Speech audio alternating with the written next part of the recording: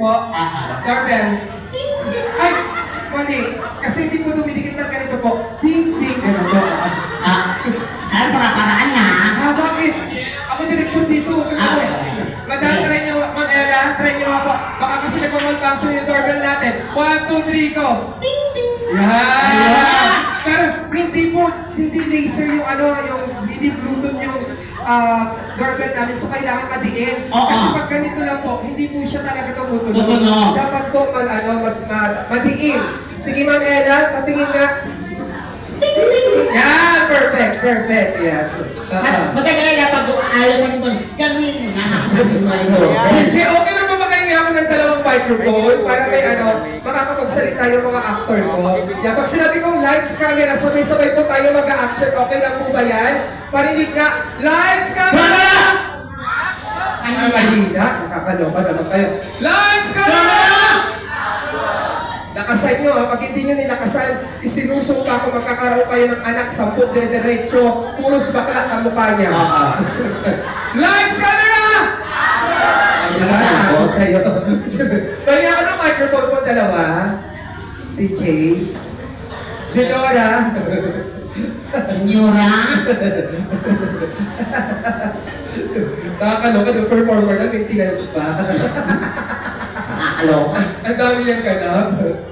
Dalawang microphone mo. Mamaya maglilinis pa ako sa stage. Ayan. Pakal tayo ng mga microphone nyo. So ikaw, pintuan ka lang. Pintuan ka lang, ha? Pag napindot ka na, kaganon ka kasi pintuan ka lang, kaganon ka, ha? Okay. DJ, pag nag-action na po sila, nahingi pa ako ng love song lang kahit instrumental lang po. Pero ka po ba dyan instrumental? Parinig na po ako.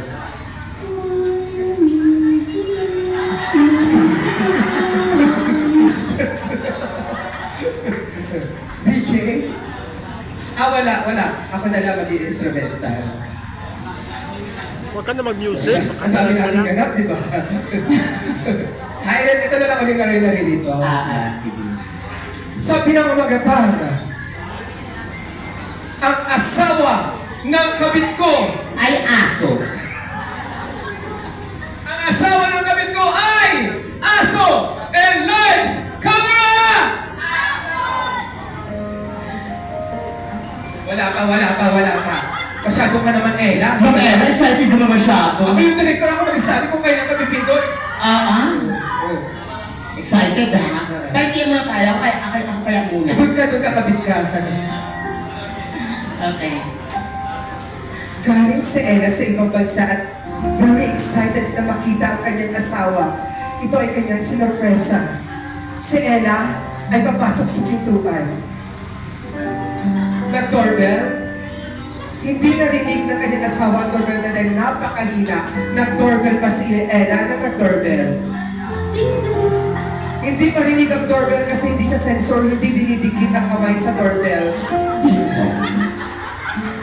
I-doorbell mo ba, Ella? Ayaw naman magbukas! I-doorbell mo kasi. Max, buksan ba kayong asawa niya? At hindi alam ng dalawa na mahuhuli sila habang naglalampunchingan sila. Oh my God. Max, may nag-doorbell. Wait lang, titignan ko lang. Sige, Cut! Ang pangit ng acting nyo. Wala man lang kayong dapat pag mga artista, sampulan mo. sinasapuso dapat ang inyong mga karakter.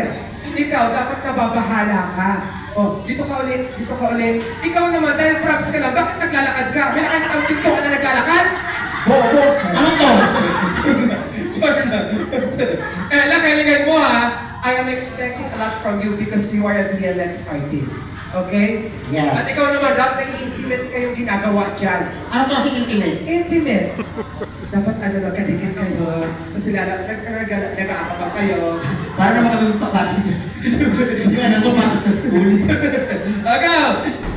Para sa pelikulang Asawa, kabit ng asawa ko ay aso. Lights, camera! Sabay-sabay!